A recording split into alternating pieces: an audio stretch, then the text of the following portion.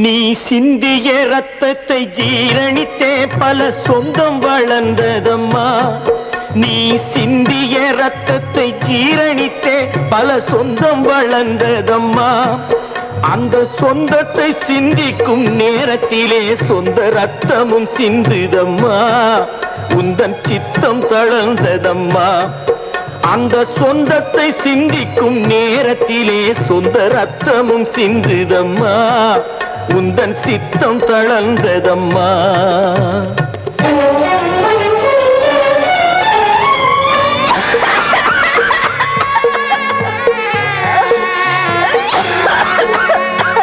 ஏறிடும் கூட்டத்தை ஏற்றிவிட்டே அந்த ஏணி இருக்கும் அம்மா. அது ஏறுவதில்லை அம்மா. ஏறிடும் கூட்டத்தை ஏற்றிவிட்டே அந்த ஏணி இருக்கும் அம்மா. அது ஏறுவதில்லை அம்மா. கரை ஏறிய மாதர்கள் எட்டி உதைத்த பின் தோணி மிதக்கும் அம்மா. அலை மோதி கிடக்கும் அம்மா.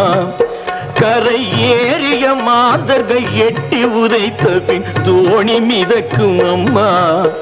அலை மோதி கிடக்கும் அம்மா.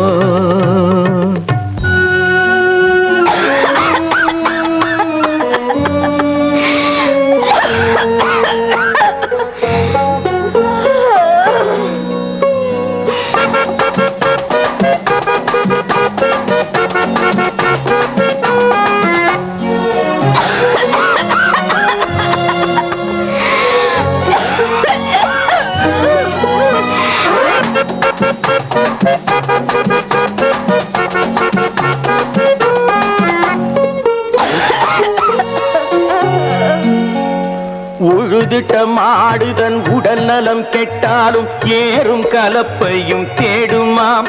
அதை எண்ணி எண்ணி மனம் வாடுமாம்.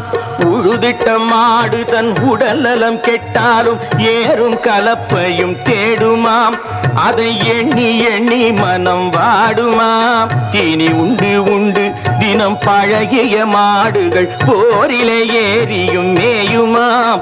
இலை போட்ட இடத்திலே சாயுமாம்.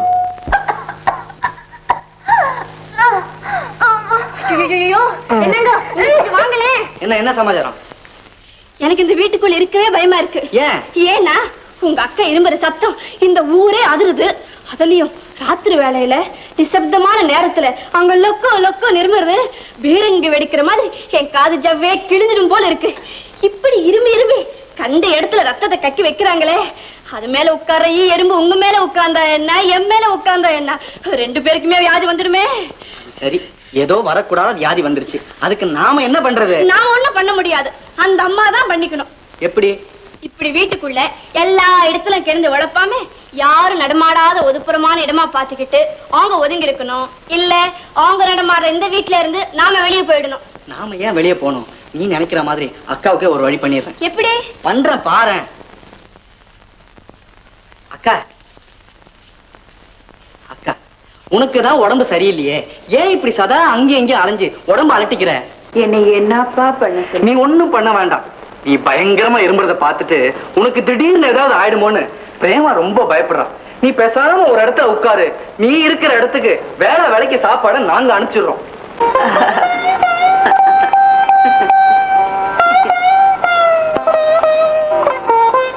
என்னக்கா, நான் இவ்வளவு சின்சியரா சொல்லிட்டு இருக்கேன், நீ பாட்டு சிரிச்சிட்டு இருக்கிய, என்ன அர்த்தம்?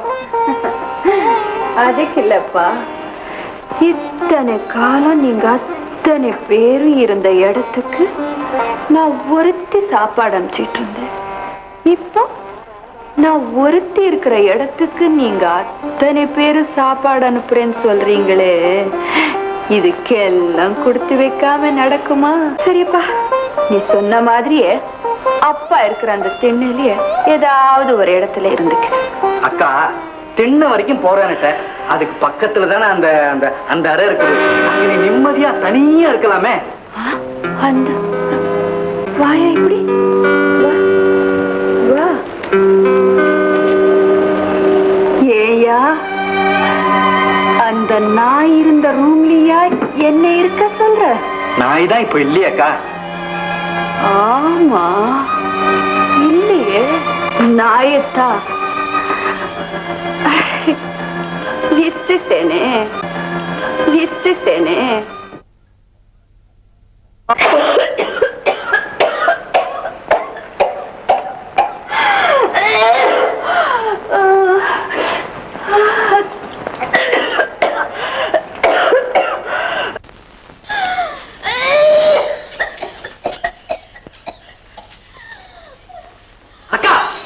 அவ பயப்படுறான்னு சொல்லிக்கிட்டு இருக்க, நடு கூடத்துல உட்காந்து அவளுக்கு முன்னாடியே இருமி ரத்தத்தை கங்கிட்டு இருக்கே.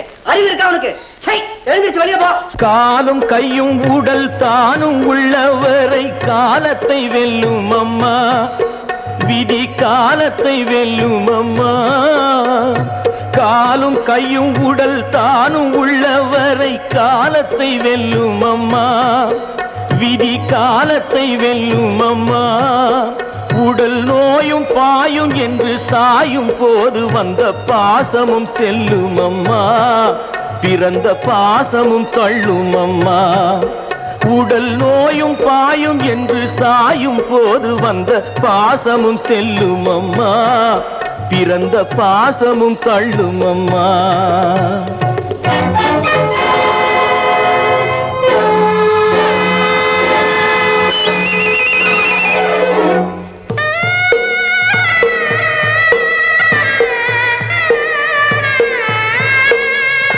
தாயற்ற பிள்ளைக்கு தாயாக நின்று நீ மார்பில் அடைத்தாயம்மா, உந்தன் தோளில் வளர்த்தாயம்மா. தாயற்ற பிள்ளைக்கு தாயாக நின்று நீ மார்பில் அடைத்தாயம்மா, உந்தன் தோளில் வளர்த்தாயம்மா. இன்று நோயுற்ற நேரத்தில் நாய் கட்டும் ஓரத்தில் பாயிட்டு வைத்தானம்மா, அதையும் வாய்விட்டு சொன்னானம்மா.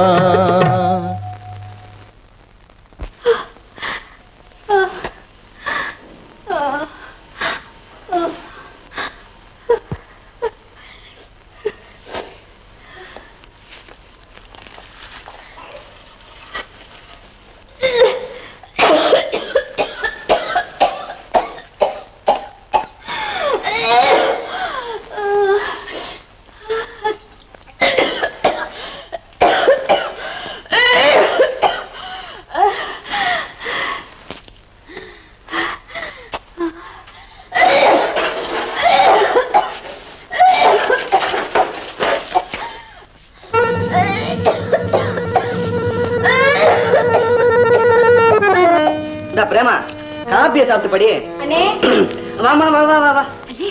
என்ன பயங்கரமா இருமுது? டிவி. அது எனக்கு தெரியாதா?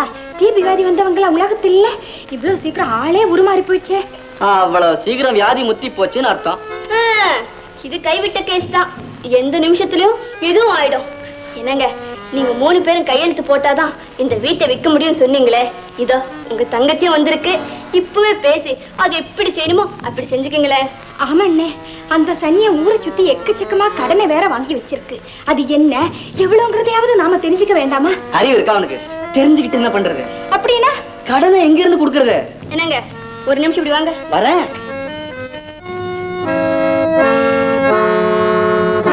பாருங்க, நல்லா யோசனை பண்ணுங்க. உங்க அப்பா உடம்பும் சரியில்லை, உங்க அக்கா நிலைமையும் பயங்கரமா இருக்கு. இதையெல்லாம் யோசனை பண்ணித்தான் உங்க தங்கச்சி ஏதோ ஒரு திட்டத்தோட வந்திருக்கான்னு தெரியுது. அதோடு உங்க படிப்புக்காக தான் உங்க அக்கா கடன் வாங்கிருக்கான்னு ஊர்ல சொல்லிக்கிறாங்க. இந்த நிலைமையில உங்க அக்காவுக்கு ஏதாவது ஆச்சு, உங்க படிப்புக்கும் உங்க பங்குக்கு சரியா போச்சுன்னு உங்க தங்கச்சி இந்த வீட்டே அமுக்கு விடுவா. இப்படி பயமுறுத்திட்டா எப்படி? என்ன செய்ய சொல்ற? இப்பவே நீங்க 3 பேருமா பேசி இந்த வீட்டை விற்கிறதுக்கு ஏற்பாடு பண்ணி உங்களுக்கு சேர வேண்டிய பங்க நீங்க அமுக்கிறதுக்கு வழி பாருங்க. ஐடியா. கமலா, வேற ஒண்ணும் இல்ல, இந்த வீட்டை வித்து கடனை கொடுத்துடலாம்னு நாங்க அபிப்பிராயப்படுறோம். உன் அபிப்பிராயம் எப்படி? ஐயோ, நான் இதை ரொம்ப நாளா சொல்லிக்கிட்டே இருக்கேன். அக்கா தான் மாட்டேன்னு சொல்லுது. அது மாட்டேன்னா சரியா போச்சா? நாம வித்துருவோம். எப்படி அண்ணே? அக்கா கையெழுத்து போடாம நாம எப்படி வீட்டை விற்க முடியும்? கையெழுத்து தானே, நான் ஆச்சு. நீ வா. கொஞ்சம் நில்லுங்க. உங்க 2 பேருக்குமே சொல்றேன், அந்த அம்மா கிட்ட பேசுறப்போ கொஞ்சம் விலக நின்னே பேசுங்க. பயங்கரமான வியாதி, காத்து பட்டாலும் ஒட்டிக்கோ, ஜாக்கிரதை.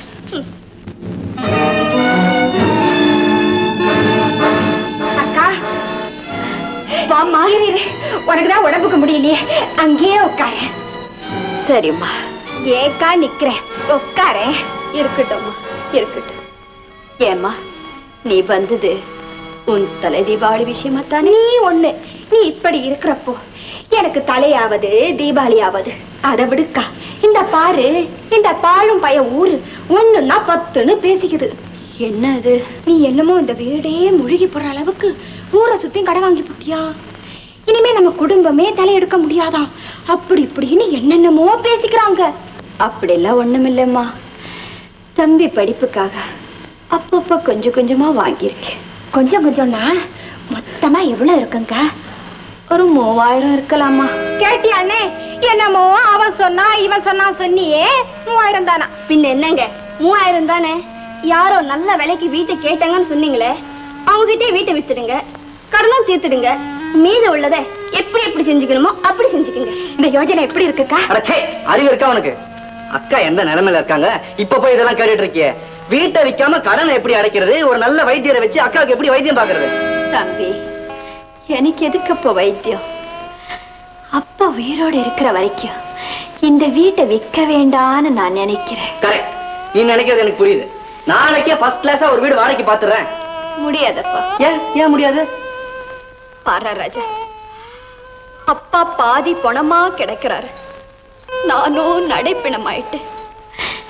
இங்க பாரு, நான் வீட்டுக்குள்ள இருக்கிறத பத்தி உன் சம்சாரம் பயப்படுறான்னு தானே நீயே என்னை இங்கே இல்லையா?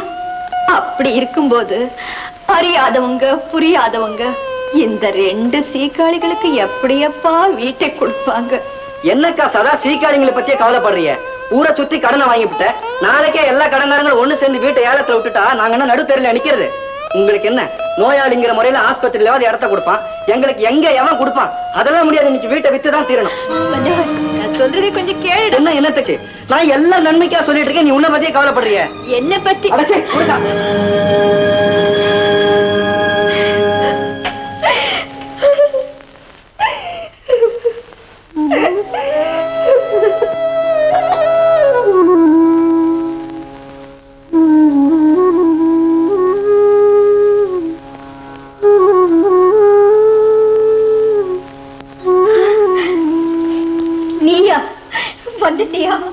வந்துட்டியா? ஐயோ, நான் எவ்வளவு பெரிய பைத்தியக்கார! இந்த நன்றி கெட்ட கூட்டத்துக்காக எவ்வளவு நன்றி உள்ள உன்னை விட்டுட்டேனே. இந்த தண்டனை எனக்கு வேண்டியதான், இந்த தண்டனை எனக்கு வேண்டியதான்.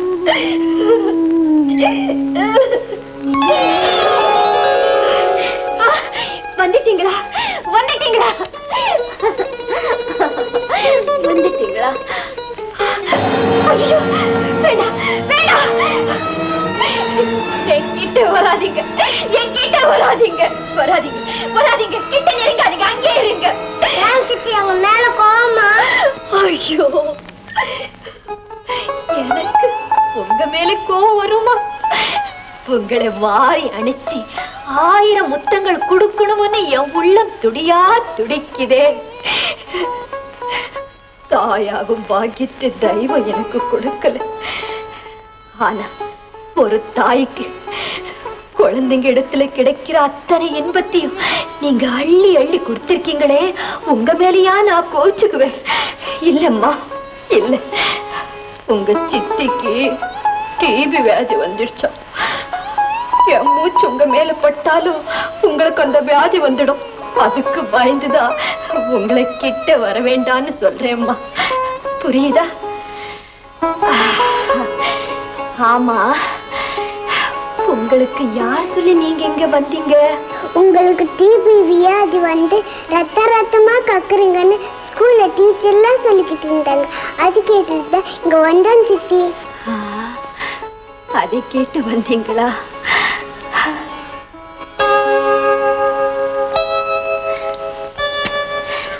ரொம்ப சந்தோஷம். நேரமாச்சி, வீட்டுக்கு போங்க. பெண்ணா பிறந்த எனக்கு வந்த வியாதியும் அவதியும் உங்களுக்கு வராம ஆண்டவன் உங்களுக்கு காப்பாத்து.